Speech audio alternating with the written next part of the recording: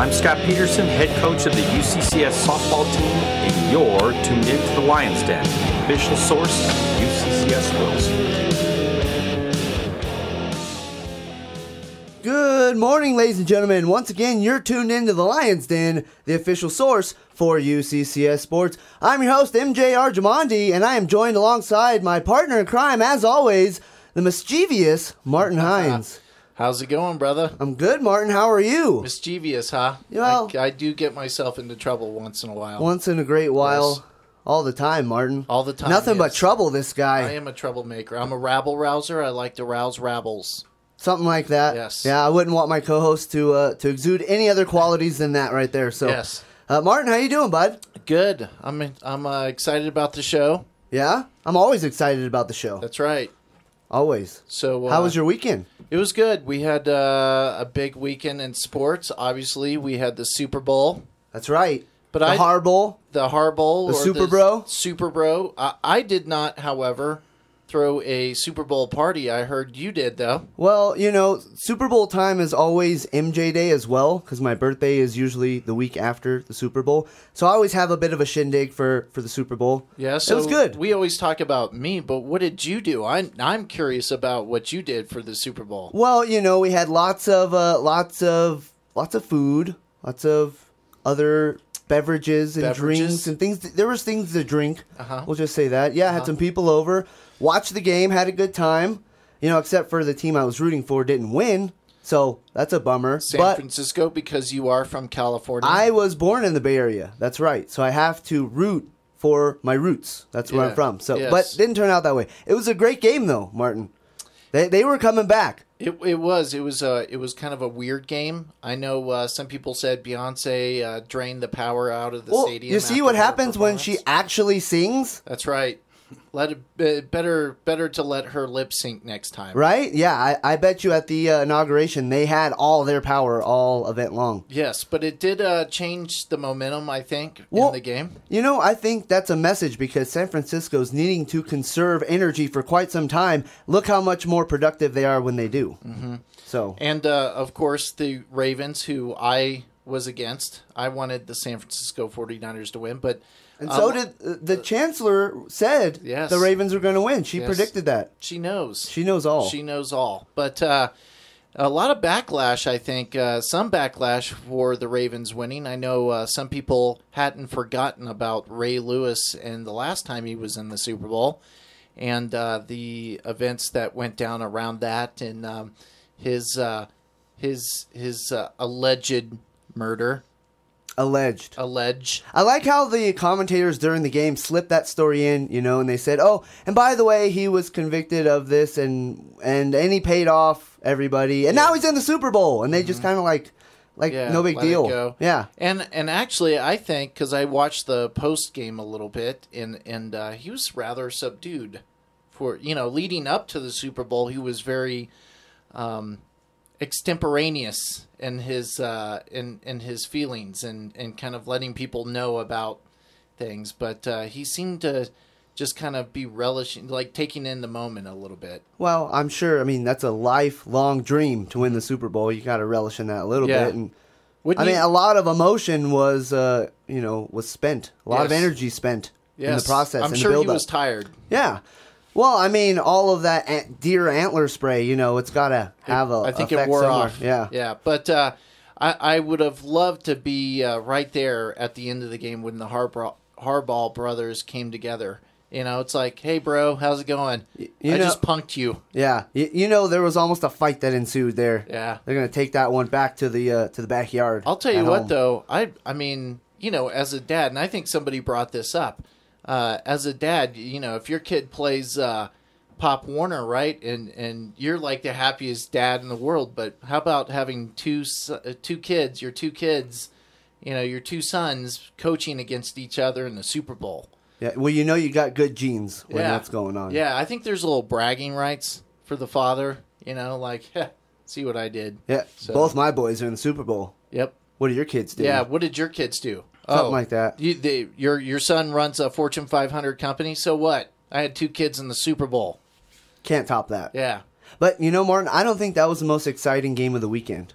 Oh, okay. Well, we had blackout night here, yeah, Martin. that's right. That was the biggest night of the year for UCCS athletics. and it lived up to the expectations I think so. and the hype. I think so. You know who helped pump up the crowd before the game? You?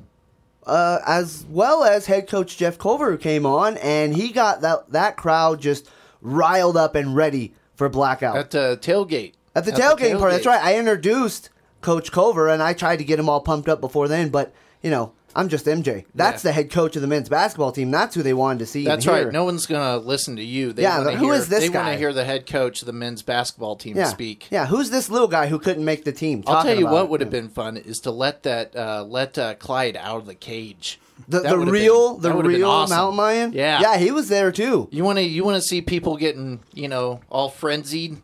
Let him out for a little bit. That would have cleared the gym a little quicker. Yeah, because that thing was packed all night. That old gymnasium. yeah. Couple hundred students I in gotta there. tell you, it was packed. I was in the studios calling the pregame and the halftime and the postgame, and as we were watching the games, the stands were packed, and people were loud. And particularly when we got to the men's game towards the end, it was pretty amazing. I don't think I have ever heard Gallagly Event Center as loud as it was.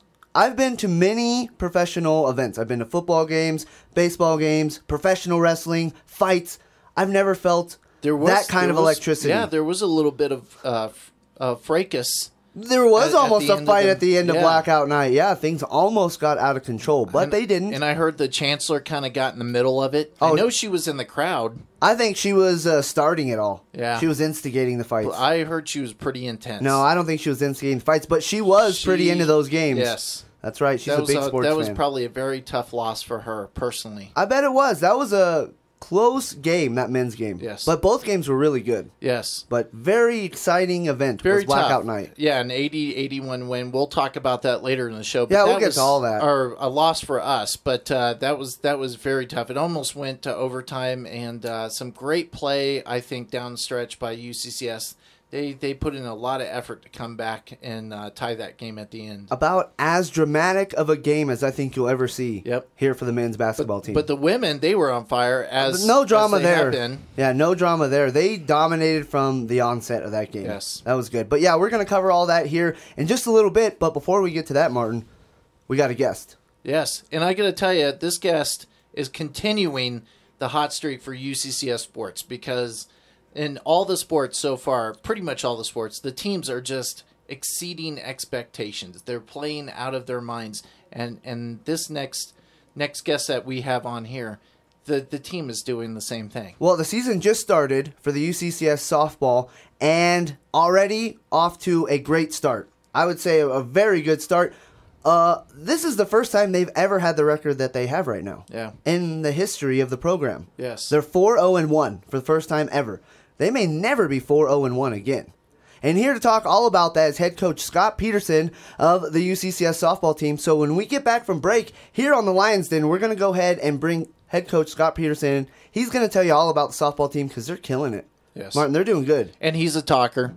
Yeah?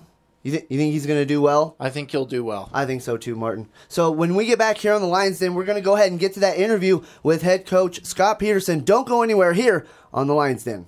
Spring, see spring, yeah. You know what it is. Black and yellow, black and yellow, black and yellow, black and yellow. You know, yeah. Colorado Springs, you know what it is. Get up, black and yellow, black and Springs, man. Yeah, you know what it is. You know what it is already, man. I do it, man. Yeah, I'm screaming last night when I pulled up the lot like that's right from the Springs. When you see me, you know everything. Black and yellow, black and yellow, black and yellow, black and yellow. I put it down, I put it down. Black and yellow, black and yellow, black and yellow, black and yellow. You see the black and yellow, you know that it's the Springs. Get your team together, I guarantee you will break your dreams. Get in that W, man, trust that we be taking these. No matter big enough for you to escape when it's raining threes. Attack the basket, got slashing habits you haven't fathomed. We back in action, UCCS and split the track assassin. Take the high road above them, never taking their course. We Colorado Springs, flying high in the Air Force. Anyone say they got the best of us, you know they lying. Ain't no use in trying, you dudes can never move the giants. Trying to command us, man, you better count on dying. Completely fearless, got the heart of a mountain lion. Yeah, you know what it is. You know what it is. Everything I do, I do it big. Yeah, screaming that's nothing. What I pulled off the line, You know, that's nothing. yeah. From the springs, when you see me, you know anything. Black and yellow, black and yellow, black and See yellow, black and yellow. I put it down from the whip. I put it down, yellow. Black and yellow, black and yellow, black and yellow, black and yellow. You at the Gallagly, nervous as time begins. Screaming from the student section, you're in the lines then. You start to question, second guessing if you guys will win. But don't be surprised when it doesn't happen, just try again. We got that muscle, matter of fact we got that hustle. Soon as you break that first huddle, your team is just plain in trouble. Yeah, we the best UCCS in the house. Hear the shout from the crowd, lay it down, then we out. Yeah, you know what it is. You know what it is, baby. Everything I do, I do it Do it big, yeah. Screaming that's nothing. What I pulled off the line, that's nothing.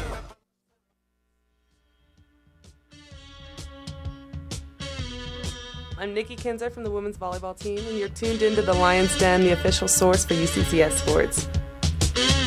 That's right, ladies and gentlemen. You are tuned into the Lion's Den, and we are the official source for UCCS sports. Martin, I ask you this question week in and week out. But when I say that we are the official source for UCCS sports, what does that mean? That means we get the insight from coaches and players. We get stats that maybe nobody knows. We get inside information here at UCCS. And what kind of coaches do we get on the show? We get entertaining coaches. We get UCCS sports coaches. We get head coaches, Head right? coaches. Head coaches, like from the UCCS softball team. Yes. In the studio right now, head coach of the softball team, Scott Peterson. Coach Peterson, thank you so much for taking time to come join us here on the Lion's Den today. Well, good morning. You know, I try to listen to the show as much as I can, but to hear the Chancellor mixing it up at blackout night and what did you say about Ray Lewis? What was that word? That extemporaneous style of speaking. That's a communication word. All within 5 minutes, but the Chancellor mixing it up at blackout night. I'm sort of sad that I missed that. Yes. Yeah, she was really into those games. Well, if you had tuned in to last week's interview, you would have heard how big of a sports, and I'm sure you already know this, she's a huge sports fan. In fact, she wanted to coach the football team if we ever got one for UCCS. In fact, she had a relative who she said had actually coached. She's got coaching in her genes Yes. as well, but so does... A female relative. She's right. very competitive, extremely competitive. But you know who else is competitive is the softball team. Already off to a great start, 4-0-1. How about that? I mean, against some RMAC opponents this weekend, non-conference games, but a good opportunity to size up the conference, and you guys played really well. Thanks. You know, it was a lot of fun. I think Regis and Metro did a great job of hosting, and the weather was a little bit chilly, you know, but we expect that. Good opponents, great competition, and we played really, really well. So that's fun to get out to an early start. I think one year, and you guys probably know this better than I do, I know one year we got out to 19-1, but I don't think we started 4-1. I think we maybe lost something in there somewhere, but... So that was sort of cool to hear that this is the best start that we've ever had, but we all know it's a long grind to get through this thing. So absolutely, getting out early is awesome. Did you expect to start off the first game 19-3? I mean, that was the game. The first game you won 19-3, and it was called in 5 innings. Did you expect that kind of a start? No, but I don't think anybody ever expects that. Not in this league, you know, where all the teams are really competitive. You know, to put double digits up like that, no, we would have never expected that. In fact, your first 2 games were 5-inning games because you guys won the next one 15-6. Yeah, so I thought you liked. bombing it out I thought there. they liked to play. Turns out they want to call the game as soon as possible. A couple mercy rules to start off the season. Well, we were hitting. You know, it's just a really long lineup, and it's tough to pitch around some of those kids. But they came out ready to play, and they were really excited. I think they've been sitting around since, you know, we started practice early and on the day that we could, and I think everybody was just really ready to go. So they busted out of the gates in a hurry, and it was fun to see that kind of offensive output. Absolutely. I think most notably, a couple of your pitchers were ready to go. Becca Smith with 10 strikeouts in the first game, and Jessica Belsterling hit for the cycle, your other pitcher? I mean, what? It's how do nuts. you contend? MJ, it's nuts. I mean, to hit for the cycle, I didn't even know she had done it. Somebody in the dugout said she hit for the cycle. I'm like, you got to be kidding me. You do not see that in softball. You're a pitcher. And, well, a pitcher that, we know how Jess runs the bases, and for her to get the triple was something. But she's a great hitter and an on-base threat. But triples are really, really hard in softball. So, like I said, I didn't even know she had done it, and somebody told me. I'm like, there's just no way. So I looked at the book. I'm like, holy cow, she hit for the cycle. And she threw great, too. I mean, she threw a great game. Getting Becca Smith back is huge for our team. We didn't have her last year due to a very unfortunate situation. And you're looking at a kid that's very mature and knows the game and doesn't get rattled. In the Metro game, she had the bases loaded in the last inning and got out of it. So everybody looks up to both of those girls, to both Becca and Jess. They do a great job. I was wondering, since you didn't have Becca Smith last year and you had to rely on Belsterling and Corey Colpin's, I mean, that probably helped the team kind of, those two pitchers mature, especially Corey being the freshman and coming in, and then Jess, learning to be like a number one. Yep. So now you have essentially two very strong number ones and a really good number two, so to speak, and, right. and another young pitcher also as well. Yeah, we've gone, last year we started the season with basically 1 year of collegiate pitching experience. This year we're starting the season with 6 years of collegiate pitching experience. So it's huge. Corey really grew up. I thought she threw really, really well against Mines the other day. She just looks more confident, but I think it starts with Becca and Jess, and Jess last year getting the first game every weekend and being the number one. I mean, I think we have legitimately two number one pitchers, and it's going to be tough for other teams to contend with that as long as they keep throwing the way they're throwing. And they're just both really smart and experienced, and we're going to go as far as they'll take us. And it was tough. I think you had Corey going up against, like you said, Mines. Mines was picked number one in the conference preseason coaches poll. And then you guys, I guess they just didn't know what you guys had because they picked you guys seventh. But you got a number one vote. Yes. So somebody knew. Somebody's aware. Of I this think team. I think it's one of the teams that saw us this past fall where we basically did what we did, on Friday with Adams and Regis. I think somebody saw us do that and recognized it. But preseason polls are, that's a joke. It's just who was picked first in NFL this year.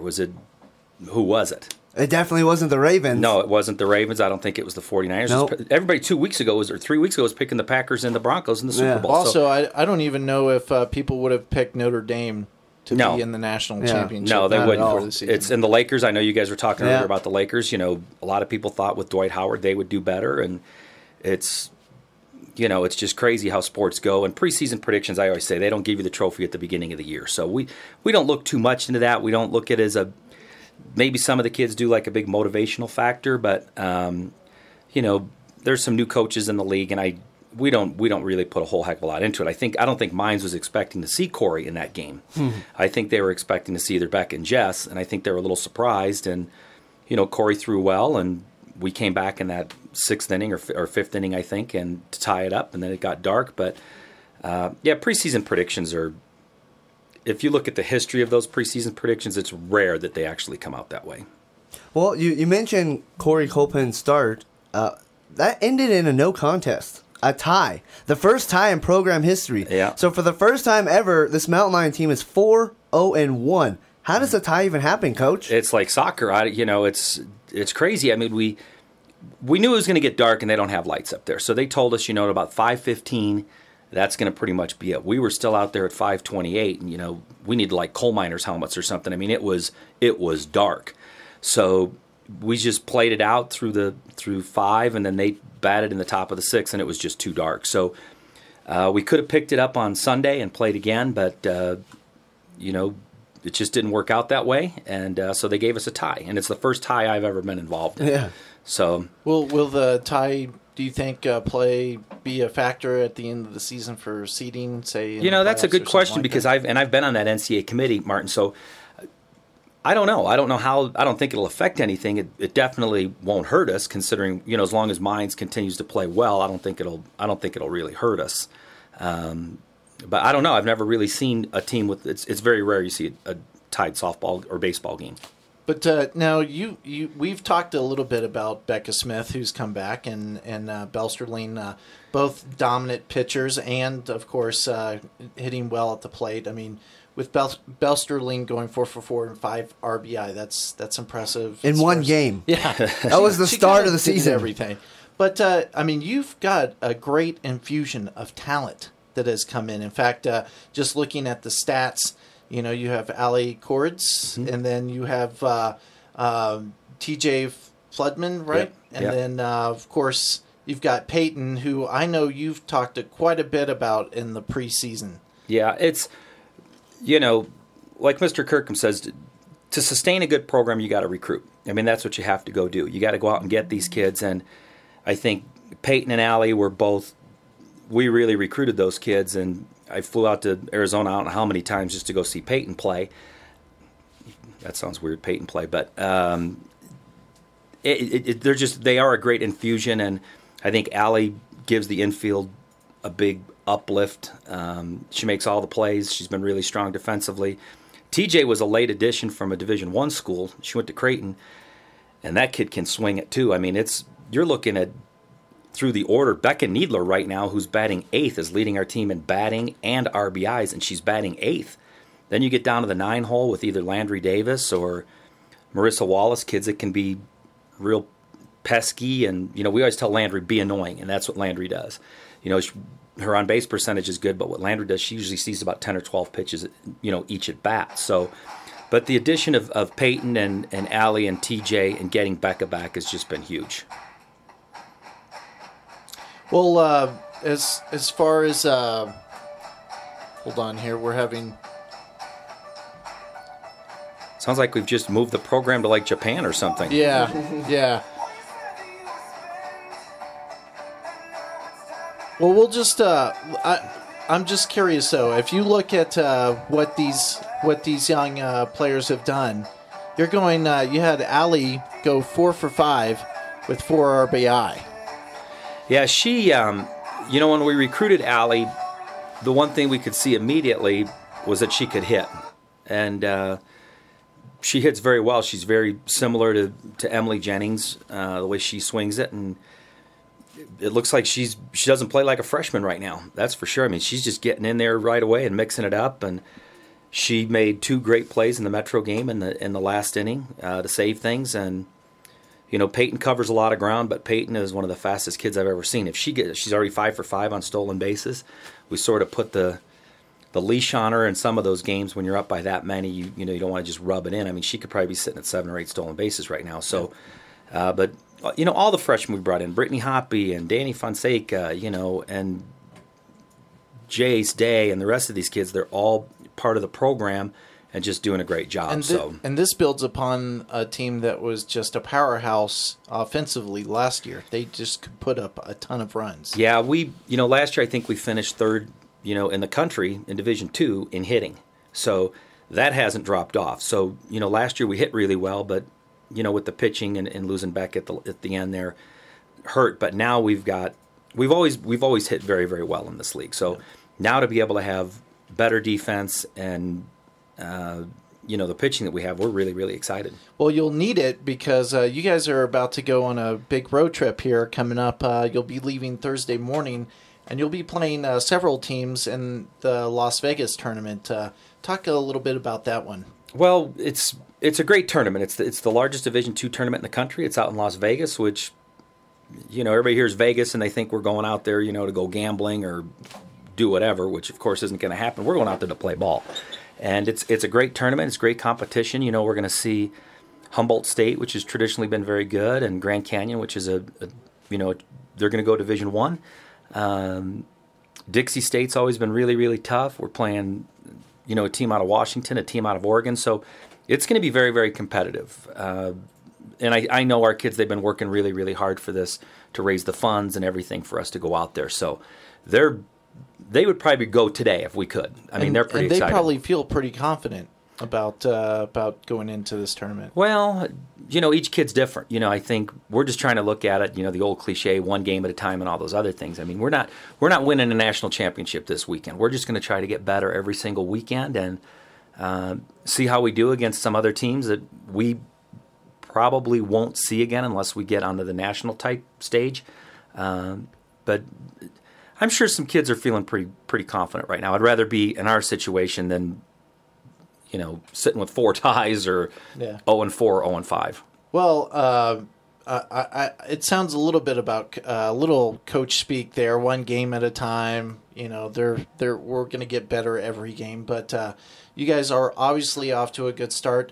You do have a tough road trip, but you'll be back here later this month with a couple of games against Fort Lewis. And I guess it'll be good to, after kind of, so to speak, playing on the road, to be playing at home in front of the home crowd. Well, it's going to be awesome. Plus, we love our field. The kids love getting out there. We've got a very nice field. I think it's one of the best venues in Division II with the seating, the field, the parking, the restaurants across the street. I think it's great. Fort Lewis, they did win the league last year, and they had a very good year, but we went down there last year and we just didn't play well. So that's one weekend that I wish we could get back. We just did not play well down there last year. So hopefully we can play better. They've got a good team. They've got some kids that can play, but we are definitely ready, to show Fort Lewis that we're a better team than we were last year. Okay. Well, I think you've shown everybody in the RMAC right now that you're a pretty good team. You think they're following? Do you think that... I hope they're not. In all honesty, I hope they haven't been paying attention because I can't imagine them overlooking this Mountain Lion team right now. They've exploded on offense, at least through the first 5 games. They're looking really good.